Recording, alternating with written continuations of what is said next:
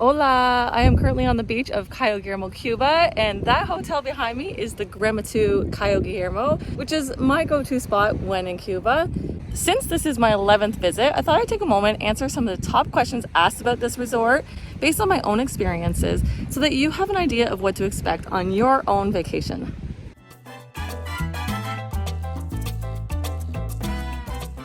Before we dive in, this video is not sponsored and I pay for my stays. I do sometimes receive upgrades or small perks if they are available thanks to my many visits and connections made, but I make these videos simply because I love this resort and enjoy sharing my experiences. Let's dive into the first popular question. Everybody get ready.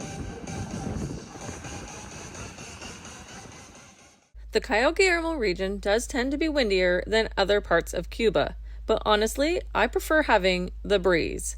I just got back from a 5-day vacation at Grand Muthu, and it was unusually calm the whole time, and very hot. I have experienced both windy and calm days here, and each comes with its own perks. The calm, still days are perfect for the beach. With crystal clear, peaceful waters, it's ideal for relaxing or going for a swim. But occasionally the windy days can lead to red flag conditions where it is not safe to swim. On the flip side, windy days help keep you cool and prevent overheating. Plus, I've definitely noticed fewer bugs when there's a breeze, which brings me to the next big question that I get all the time.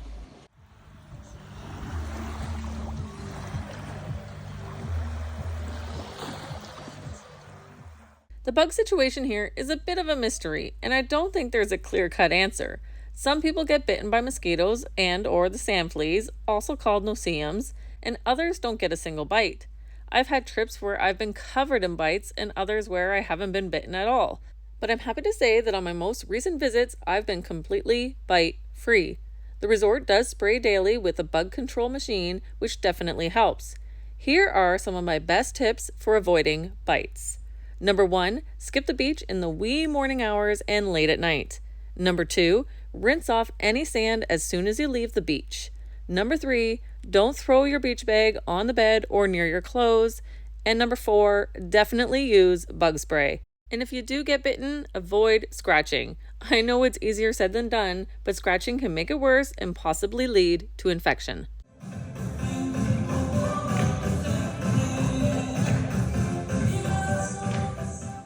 Yes, all rooms come with a coffee maker. I don't drink coffee myself, so I'm just passing along what I've learned from others. These machines use original Nespresso pods. The resort typically doesn't supply any, so if you want to enjoy coffee in your room, be sure to bring your own pods.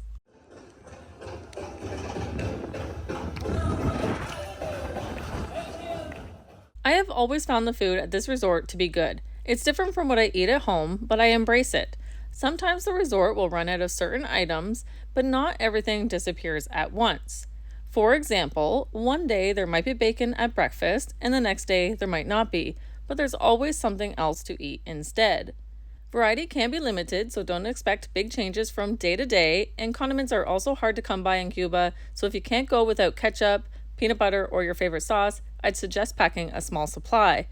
This was just a quick overview of the food here, but I actually did a full video showing exactly what I ate over 2 days, so check that out if you want a more detailed look at what to expect.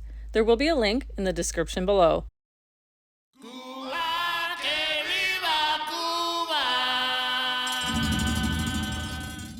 The buildings are all quite similar in terms of room types and cleanliness. For me, it really comes down to your personal preference for location. As for room requests, you can always ask for a preference, but nothing is guaranteed. It all depends on availability at the time. That said, every room and building I've stayed in here has had great views. Even pool views often give you a glimpse of the ocean, and ocean view rooms are solid no matter which building you're in. If you want to be as close as possible to the beach, buildings 6, 7, and 8 are your best bet. Personally, I like buildings 4 and 5 best because they are more central. Building 4 is near the lobby, which I enjoy because I spend a lot of time there and it's a quiet area. Building 5 is close to the pools, snack bar, and lobby, which is also convenient. I have heard from other guests that Building 5 can be a bit noisy, either during pool activities or from the snack bar later at night. I've stayed in Building 5 and didn't notice any noise, but it's definitely something to keep in mind. And I haven't stayed in building 3, but it's closest to the kids' pool and might be a good option for families.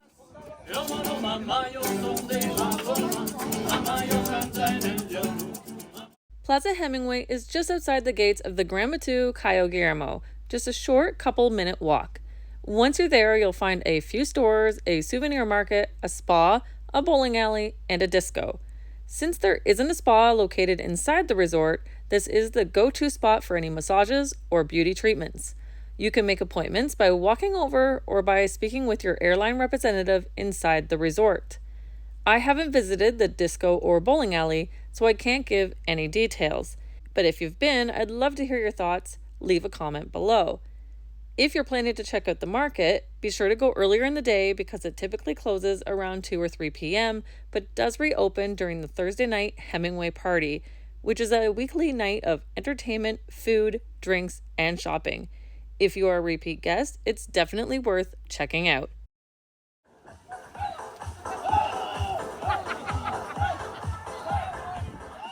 Yes, there's a small store right inside the resort and a slightly larger one at Hemingway Plaza.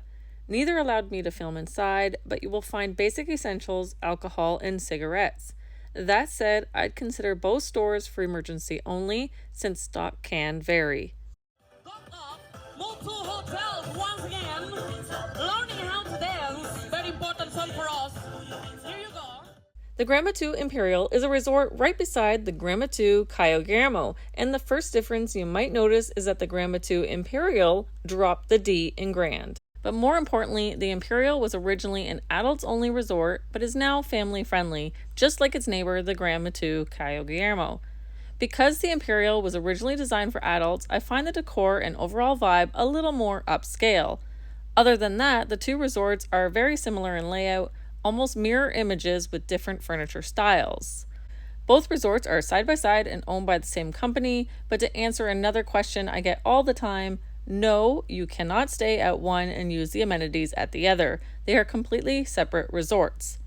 I've actually done full resort tours of both properties, so if you're curious to see more, be sure to check out the links in the description below.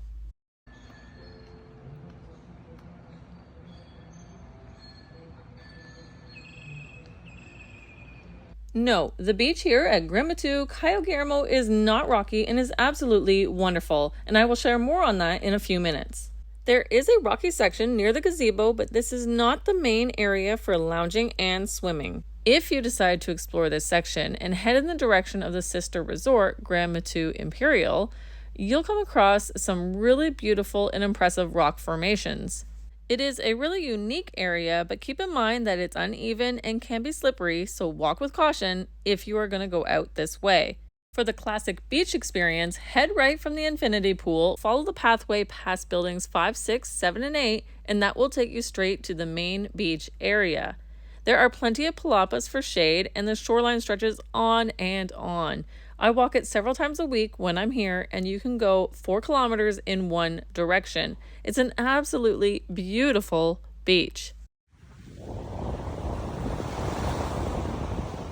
I come back to this resort time and time again because it genuinely feels like a second home. The beach is stunning. I can walk for miles, which is something I truly enjoy.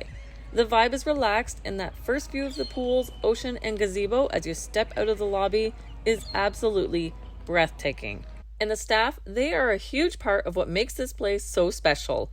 Over the years, I've gotten to know many of them personally, and it's those relationships that keep me coming back. The staff here go out of their way to make everyone feel welcome and valued. Whether it's your first visit or your 10th, take the time to connect with them and you'll feel like part of the family too. There are still plenty of questions to cover about this resort, but I didn't want to make this video too long, so stay tuned for part 2 coming soon. Make sure to subscribe so you don't miss the next video or any of my other travel adventures. Thanks for watching and happy travels.